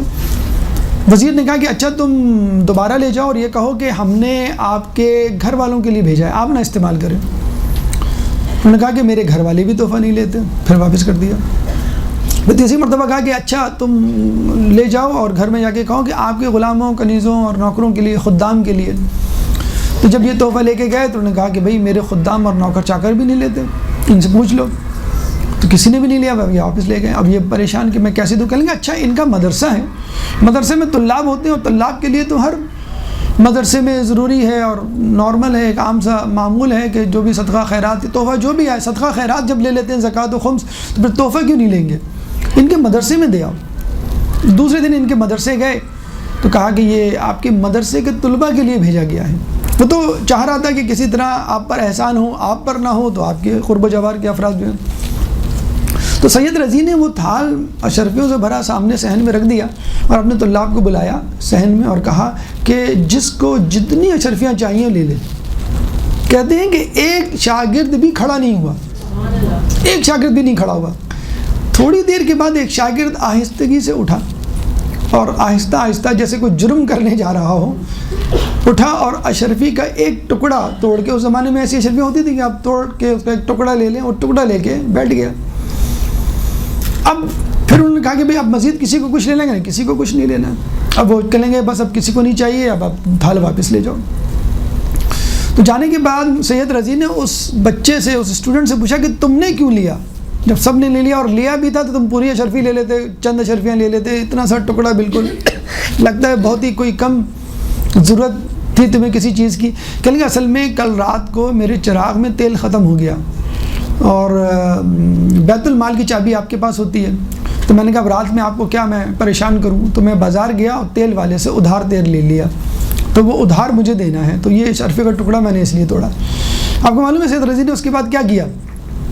سید رضی نے جتنے طلباء تھے اتنی ہی چابیاں بنوائیں اور سب کو ایک ایک چابی دے دی کہ جس کو جب جتنا پیسہ چاہیے وہ بیت المال سے نکال لیا کرے.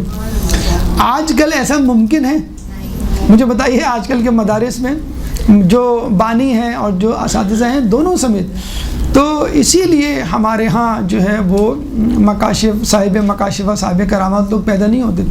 سید رضی سید مرتضیٰ کے بارے میں ہے, آپ کو معلوم ہوگا جب یہ شیخ مفید کے مدرسے میں داخلے کے لیے آئے تھے تو وہ رو پڑے تھے, تو ان کی ماں فاطمہ نے کہا کہ ان کا نام فاطمہ تھا کہ آپ کیوں رو رہے ہیں؟ کہیں گے آج ہی تو میں نے بی بی سیدہ کو شہزادی کونین فاطمہ الزہرا سلام اللہ علیہا اللہم صلی علی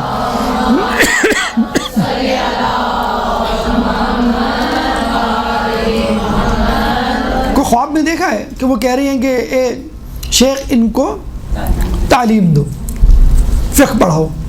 تو ان کے بارے میں یہ کہا جاتا ہے کہ سید مرتضیٰ نماز پڑھا رہے تھے تو سید رضی نے نماز پڑھتے پڑھتے اپنی فرادہ نماز شروع کر دی. تو اب یہ گھر آئے, امی سے شکایت کی کہ اپنے بچوں کو سمجھائیں اس نے کیا حرکت کی ہے, میری بے عزتی کر دی اس نے. کیوں کیا ہوا؟ میں جماعت پڑھا رہا, سب نماز پڑھ رہے تھے, یہ بھی میرے ساتھ جماعت پڑھ رہا تھا پیچھے, اور ایک دم سے اس نے جو ہے وہ اپنی فرادہ نماز جو ہے وہ شروع کر دی. امی نے ماں نے پوچھا بھی ایسا کیوں کیا؟ کہہ لیں گے یہ نماز پڑھتے پڑھتے کسی مسئلے کو سوچنے میں مشغول ہو گئے, توجہ ہٹ گئی ان کی, اس لیے میں نے کہا کہ ایسے امام کے پیچھے میں کیا نماز پڑھوں, کیا جماعت پڑھوں کہ جو کچھ اور سوچ. اب آپ دیکھیں ان دونوں کا مکاشفہ دیکھیں, ان دونوں کی صاحب کرامات وہ دیکھیں کہ دلوں کا حال جانتے تھے. انہی کے بارے میں سید مرتضیٰ کے بارے میں کہا گیا ہے کہ بلوغت کے بعد سے لے کر 40 سال تک کسی نے ان کو کوئی گناہ کرتے ہوئے نہیں دیکھا. مقدس اردبیلی کے بارے میں مشہور تھا, ان کے بارے میں تو ہے کہ امام زمانہ کہا کرتے تھے جب وہ ملنے کے لیے گئے کہ تم ہم سے ملنے کے لیے نہیں آتے, تو جب آپ ایسا کریں گے پاؤں پھیلا کر کبھی نہیں سوئے 40 سال تک. کیوں کہ امام زمانہ حاضر و ناظر ہیں, ہو سکتا ہے اس کمرے میں بھی موجود ہوں, تو میں ہاتھ پیر پھیلا کے کیوں سوؤں. تو اس پائے کے لوگ ہوں گے جو مستحب کو بھی واجب سمجھیں گے, اس پائے کے لوگ ہوں گے جو اتنی احتیاط کریں گے کہ کوئی اگر خط بھی دے آپ کو کہ یہ آپ کربلا تک پہنچاتے ہیں تو وہ خط ہاتھ میں لے کر سواری کے ساتھ پیدل چلتے ہیں, کیونکہ میں نے اس خط کے بوجھ کا جو ہے وہ اجازت نامہ یا اجازت نہیں لی تھی مالک سے. تو سید رضی. اچھا اسی طرح یہ ملتا ہے, اب یہ زہد کی بات ہو رہی ہے کہ آدمی جو ہے جب زہد اختیار کرتا ہے تو وہ کمپلیکس میں مبتلا نہیں رہتا غربت کے اور کسی خامی جو اس کے اندر ہوتی ہے, جسمانی ہو یا خاندانی ہو یا کسی بھی حوالے سے کوئی ناکامی زندگی میں آ جائے. تو یہ بہت دیکھا گیا ہے لوگوں میں کہ بھئی ہم غریب ہیں اس لیے ہم آگے نہیں بڑھ سکے, ہم غریب ہیں اس لیے علم نہیں حاصل کر سکے, ہم اچھی جاب نہیں, اگر فلاں سے تعلق ہوتے, فلاں خاندان میں ہوتے, اتنا پیسہ ہوتا. تو کہتے ہیں کہ اب آپ دیکھیے کہ غریب کی سوسائٹی میں کوئی اہمیت نہ ہو لیکن خدا کے نزدیک کتنی اہمیت ہوتی ہے. مولا منصب قضاوت میں بیٹھے ہوئے تھے, ایک شخص آتا ہے مولا سے کہتا ہے کہ مبارک ہو, اللہ تعالیٰ نے آپ کو اتنی بہترین جگہ اتنے بہترین کام کے لیے جو منتخب کیا اور لوگ بھی اب آپ سے راضی ہیں, تو میں مبارکباد دینے کے لیے آیا ہوں. تو مولا نے کہا کہ اس مبارکباد کے موقع پہ کوئی تحفہ نہیں دو گے؟ انہوں نے کہا میرے پاس ایک تحفہ تو ہے. اچھا زمانے میں تحفے کیسے ہوتے تھے؟ بی بی جا رہی ہیں کنیز مانگنے ہیں تو رسول جو ہے وہ تسبیح فاطمہ دے رہے ہیں, بس یہی تحفہ ہوتا ہے. تو اس شخص نے کہا کہ کتنا اچھا ہے وہ امیر جو کسی غریب کے سامنے اللہ سے ڈرتے ہوئے انکساری کا مظاہرہ کرے. یعنی امیر ہے اس کو تکبر کرنا چاہیے, اور غریب سامنے آ جائے تو وہ اور تکبر میں آ جاتا ہے, لیکن خدا سے ڈرتے ہوئے کہ اللہ تعالیٰ کا دیا ہوا کام ہے, مال ہے تو میں کیوں تکبر کروں. جب اس کی بات ختم ہوئی تو خوب بہت اچھا تحفہ, تو کہا مولا اب آپ بھی مجھے کوئی تحفہ دیجئے, آپ تو خلیفہ ہیں. تو مولا نے کہا کتنا اچھا ہے وہ غریب جو اللہ پہ توکل کرتے ہوئے امیر آدمی سے اکڑ کے بات کرے. اس موقع پہ اکڑ کو جائز قرار دیا ہے. یعنی امیر کے سامنے ہم کتنے جھک کے مل رہے ہوتے ہیں، ٹینشن میں ہوتے ہیں، پریشانی میں ہوتے ہیں، خوب گرم جوشی سے ہاتھ ملا رہے ہوتے ہیں، ہاتھ باندھ کے کھڑے ہوئے ہوتے ہیں. یہ تو آپ نے اپنی ہی ذلت کر دی. یعنی اب آپ بتلانا چاہ رہے ہیں کہ آپ امیر ہیں، میں غریب ہوں، اور اپنے ایٹیٹیوڈ سے آپ نے ظاہر کر دیا آپ کمتر ہیں، وہ برتر ہیں. حالانکہ کہا گیا ہے کہ غریب کو اکڑ کے بات کرنی چاہیے امیر سے، خصوصاً اس امیر سے جو اپنے جاہ و جلال اور حشمت کا اور دولت کا جو ہے وہ روب بٹھانا چاہ رہا ہو. تو یہ ہے زہد. اور جہاں تک یہ بات ہے کہ بھئی ہم اتنی نیکی نہیں کر سکتے، مثلا اتنی زیارت اور حج عمرے یا صدقہ و خیرات جتنے امیر مثلا کر سکتے، تو آپ یہ نہ دیکھیے کہ آپ کی اماؤنٹ کتنی ہے، آپ یہ دیکھیں سچویشن کیا ہے. کہتے ہیں کہ ایک عورت تھی، بادشاہ گزرا وہاں سے، بادشاہ نے جو ہے وہ دستک دی، اپنے قافلے سے بچھڑ گیا تھا شکار میں، تو اس ضعیفہ کے نکلنے پہ کہا کہ مجھے بھوک پیاس نے ستا رکھا ہے، مجھے کچھ دو. اس نے ایک گلاس، بکری تھی، دودھ نکال کے دے دیا. اس نے کہا نہیں میری بھوک ابھی بھی نہیں مٹی، مجھے اور بھی کچھ چاہیے. تو اس نے بیچاری نے جو بکری تھی اس کی ساری مال و متاع ذبح کر کے کھلا دی. تو بادشاہ نے کہا کہ تم نے مجھے پہچانا نہیں، میں فلاں ملک کا بادشاہ ہوں، اگر تمہارا کبھی آنا ہو، مشکل وقت پڑے تو آ جانا، تو انشاءاللہ میں تمہیں خوش کر دوں گا. تو ظاہر بات ہے اس کی تو بکری ہی چلی گئی. وہ دوسرے دن پہنچ گئی بادشاہ کے بعد. تو بادشاہ نے بتایا لوگوں کو کہ بھئی یہ وہ ضعیفہ ہے جس نے میری جان بچائی تھی، ایک بکری تھی وہی اس نے مجھے کھلا دی تھی، آج جو ہے میں اس کو 100 بکریاں دوں گا اور اس کا احسان اتاروں گا، بلکہ اس سے زیادہ میں احسان کروں گا. تو وزیر نے کہا کہ آپ اس کا احسان نہیں اتار سکتے، کیونکہ اس نے اپنی پوری مال و متاع آپ کے حوالے کی تھی، اور آپ کی ساری مال و متاع سلطنت ہے. جب آپ اپنی پوری سلطنت اس کے حوالے کریں گے تب آپ اس کے مقام پر پہنچیں گے. اس کا جو ہے ماڈرن ورژن آج کل واٹس ایپ پہ سرکولیٹ کر رہا ہے، وہ بھی سن لیجئے کہ بل گیٹ امیر بننے سے پہلے ایک ایئرپورٹ سے گزرا تو اس کو اخبار چاہیے تھا. اس نے اخبار خریدا، کہا میرے پاس چینج نہیں ہے. تو اخبار والے نے کہا کوئی بات نہیں، کوئی چینج نہیں ہے. تو پھر کچھ دنوں کے بعد پھر وہی اسی ایئرپورٹ سے گزرا، کہا میرے پاس پھر چینج نہیں ہے. اخبار لینے کے بعد کہنا کوئی بات نہیں. 17 سال بعد جب وہ امیر ترین آدمی بنا تو اس کو اسی ایئرپورٹ پہ وہی آدمی یاد آیا. اس نے ڈھونڈنا شروع کیا تو 1.5 مہینے کی مدت کے بعد، تلاش کے بعد وہ آدمی ملا. کہنے لگا دیکھو تمہیں یاد ہے کہ ایک دفعہ میں اس ایئرپورٹ پہ اترا تھا اور تم نے مجھے ایک مرتبہ بغیر پیسوں کے اخبار دیے تھے. تو اس غریب نے کہا 1 مرتبہ نہیں 2 مرتبہ. تو اس نے کہا تم فکر نہ کرو، آج میں تمہارا احسان اتار دوں گا. تو اس نے کہا کیا آپ میری برابری کر رہے ہیں؟ کہنے لگا نہیں، میں تم سے زیادہ تم پر احسان کروں گا، جتنا تم نے احسان کیا تو اس سے زیادہ. تم نے مجھے اخبار دیا، میں تمہیں پوری دکان خرید کے دے سکتا ہوں. تو اس نے کہا آپ میری برابری کبھی نہیں کر سکتے، کیونکہ میں نے آپ کو اس وقت دیا جب میں غریب تھا، اور آپ اس وقت دے رہے ہیں جب آپ امیر بن چکے ہیں. ایک درود پڑھ دیں محمد والے میں.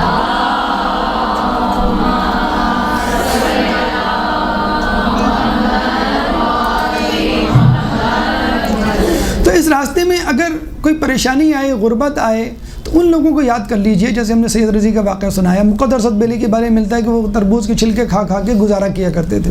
وہ بھی وہ چھلکے جو کہ رستے میں پڑے ہوتے تھے ان کو چن چن کے لاتے تھے، اور مٹی ہٹا کر، بس وقت پانی نہیں ہوتا تھا تو وہ ویسے ہی کھا لیا کرتے تھے.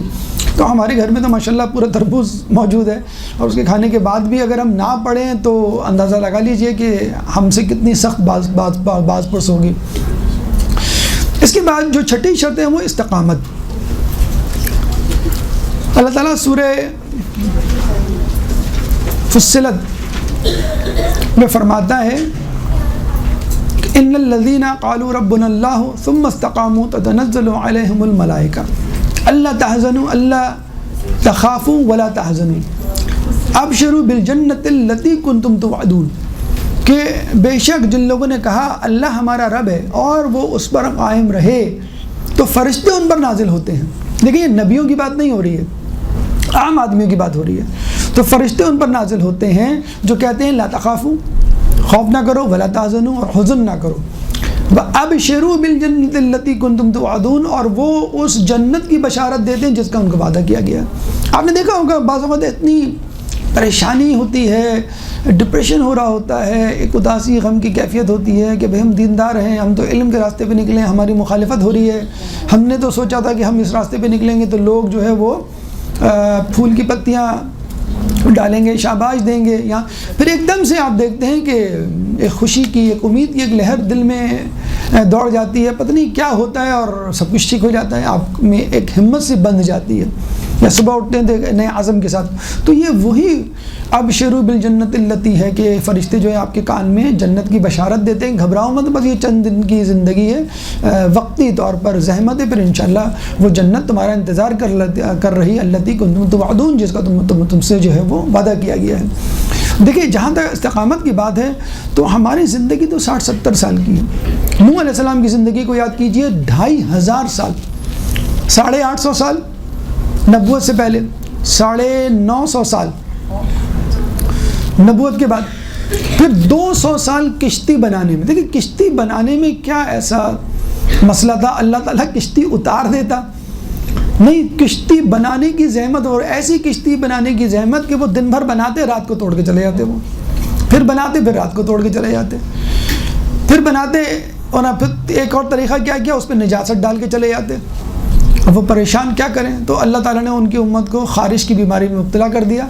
ایک آدمی گیا اسی خارش کی بیماری میں نجاست کرنے، وہاں پہ پتہ چلا پھسل کے گر پڑا، جیسے ہی گرا تو نجاست اس کے جسم پہ لگی، جہاں جہاں لگی خارش کی بیماری ختم ہو گئی. تو پوری قوم آ گئی وہاں پہ اور نجاست کو لے کے جانے لگی تبرک کے طور پہ، اور اپنے اپنے جسموں پہ ملنے لگی. اس طرح اس کی صفائی ہوئی. یعنی 200 سال کشتی بنانے میں لگے، پھر اس کے بعد 500 سال الگ.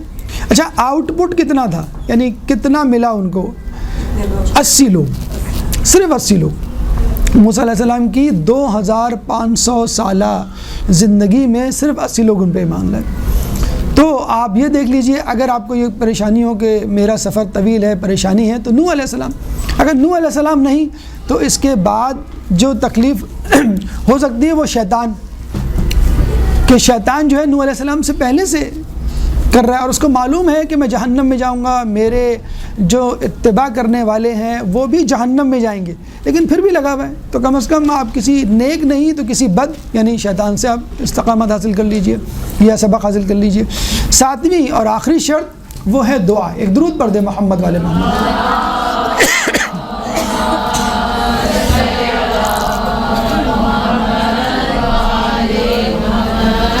سورہ غافر آیت نمبر 60 میں اللہ تعالیٰ فرماتا ہے ادعونی قال ربکم ادعونی استجب لکم، کہ تمہارا رب کہتا ہے کہ مجھ سے مانگو میں تمہیں دوں گا. اور بہت خوبصورت تشریح کرتے ہوئے چوتھے امام فرماتے ہیں کہ اے اللہ تو نے کہا ہے تو میں مانگ رہا ہوں، ورنہ میری کیا اوقات تجھے مشورہ دوں، تو مجھ سے زیادہ بہتر سمجھتا ہے.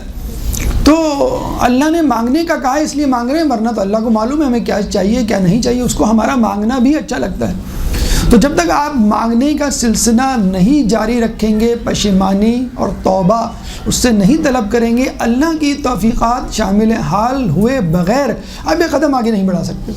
دیکھیے اصل چیز ہے اپنے گناہوں پہ ندامت اور اپنی نیکیوں کو حقیر سمجھنا. غلطی دونوں سے ہوئی تھی، آبجیکشن احتجاج دونوں نے کیا تھا، یعنی فرشتوں نے بھی احتجاج کیا تھا اور شیطان نے بھی احتجاج کیا تھا. لیکن فرشتوں نے جب احتجاج کیا تھا یا آبجیکشن کیا تھا تو فوراً پشیمانی کا اظہار کیا اور کہا ہم غلطی پر تھے، تو بہتر جانتا ہے. شیطان اکڑ گیا، نہیں میں صحیح بات پر ہوں اور جو میں کہہ رہا ہوں میں اس پہ عمل کروں گا اور میں اپنے آپ کو آدم سے برتر سمجھتا ہوں. تو اللہ تعالیٰ نے اس کو راندہ درگاہ کر دیا. بس یہی فرق ہے ایک فلاح پانے والے اور اپنی کامیابی تک منزل تک پہنچنے والے میں اور اس شخص میں کہ جو راندہ درگاہ ہو جاتا ہے، جہنم کا لقمہ بنتا ہے. یعنی گناہ دونوں کرتے ہیں، اس دل پہ خدا کی رحمت ہو جس دل کی حالت ہوتی ہے ایک بار خطا ہو جاتی ہے 100 بار ندامت ہوتی ہے. تو اپنے اس راستے میں جب بھی مشکلات آئیں ان کے لیے اللہ تعالیٰ سے دعا مانگیں کہ اللہ میری توبہ کو قبول فرما لے اور مجھے دوبارہ اتنا جسے کہتے ہیں کہ ارادہ میرا مضبوط کر دے، اتنی تقویت دے، میری نیت کو اتنا خالص کر دے کہ آئندہ مجھ سے گناہ نہ ہو. تو اللہ تعالیٰ سے دعا ہے کہ اللہ تعالیٰ ہمیں ان شرائط پر عمل کرنے کی توفیق عطا فرما، علم کے سفر میں ہمیں بحفظ حفاظت اپنی منزل تک پہنچنے کی توفیق عطا فرما، اس سفر میں جو مشکلات پیش آئیں ان کو عبور کرنے کی توفیق عطا فرما، تعلیمات اہل بیت کو حاصل کرنے کی توفیق عطا فرما، اس پہ عمل کرنے، اس کو پھیلانے کی توفیق عطا فرما، جو پریشان حال ہیں ان کی پریشانی کو دور فرما، جو بے روزگار ہیں ان کو رزق حلال عطا فرما، جو اسیر ہیں ان کو رہائی عطا فرما، جو رشتوں کے انتظار میں ان کے لیے مناسب رشتوں کا بندوبست فرما، امام کے ظہور میں تعجیل فرما، ہمیں ان کے انصار و اعوان میں شامل فرما۔ ربنا تقبل منا انک انت السمیع العلیم وتب علینا انک انت التواب الرحیم برحمتک یا ارحم الراحمین۔